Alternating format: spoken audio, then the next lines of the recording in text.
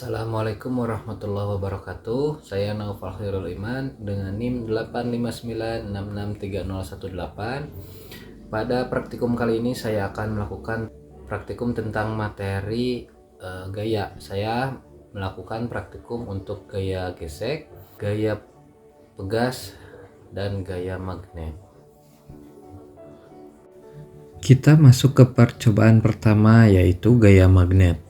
Di sini saya sudah menyiapkan sebuah magnet dan bahan uji yang berbeda, yaitu jarum jahit, benang jahit, plastik, kertas, seng, dan aluminium.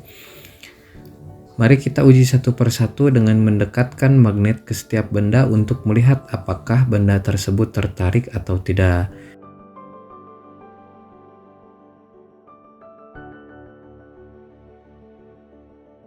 Yang pertama, jarum jahit. Bisa kita lihat jarum jahit tertarik dengan sangat kuat oleh magnet. Yang kedua, seng. Seng juga tertarik oleh magnet karena merupakan bahan ferromagnetik. Yang ketiga, aluminium. Ternyata aluminium tidak menempel pada magnet ini karena sifatnya yang paramagnetik atau sangat lemah. Yang keempat, benang jahit, plastik, dan kertas. Ketiga benda ini sama sekali tidak tertarik oleh magnet karena termasuk benda non-magnetik.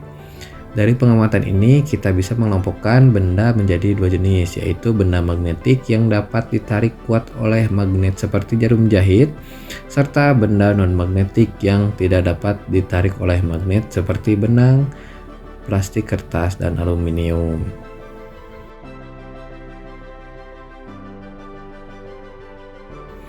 Sekarang kita masuk ke percobaan kedua, yaitu gaya gesek.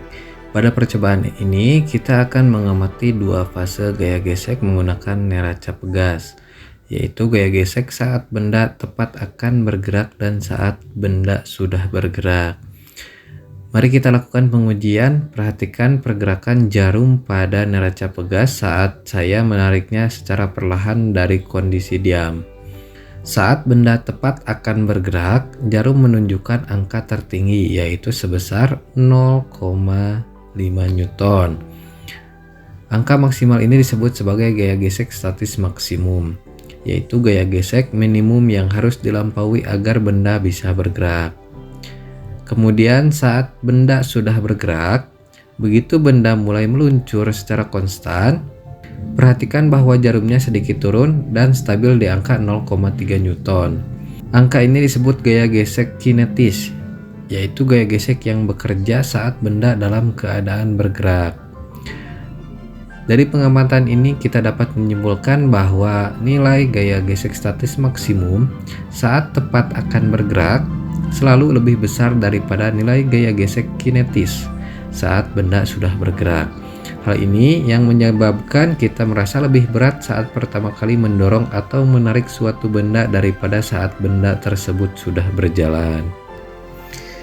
Selanjutnya kita masuk ke percobaan ketiga, yaitu gaya pegas. Pada percobaan ini saya tidak menggunakan alat neraca pegas, melainkan menggunakan karet gelang elastis untuk menunjukkan sifat elastisitas atau gaya pegas dengan lebih visual.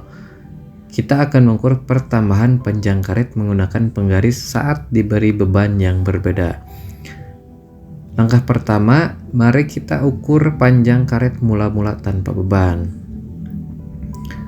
Langkah kedua, saya akan menggantungkan satu beban ringan pada karet ini.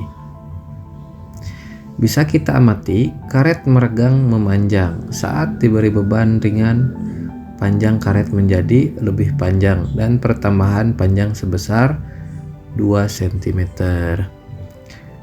Langkah ketiga, saya akan mengganti beban tersebut dengan beban yang lebih berat atau menambahkan beban agar lebih berat. Ketika diberi beban yang lebih berat, karet kembali meregang jauh lebih panjang dan panjangnya mencapai di angka 8 cm. Pertambahan panjangnya jauh lebih besar. Terakhir, saat beban saya lepaskan, karet langsung menyusut kembali ke bentuk dan panjang yang awalnya, yaitu 4 cm. Dari percobaan ini, kita dapat menyimpulkan bahwa karet gelang memiliki gaya pegas yang timbul karena sifat elastisitasnya. Besar peregangan atau pertambahan panjang pada karet ini sebanding dengan besar gaya gravitasi atau berat massa beban yang diterima oleh karet tersebut.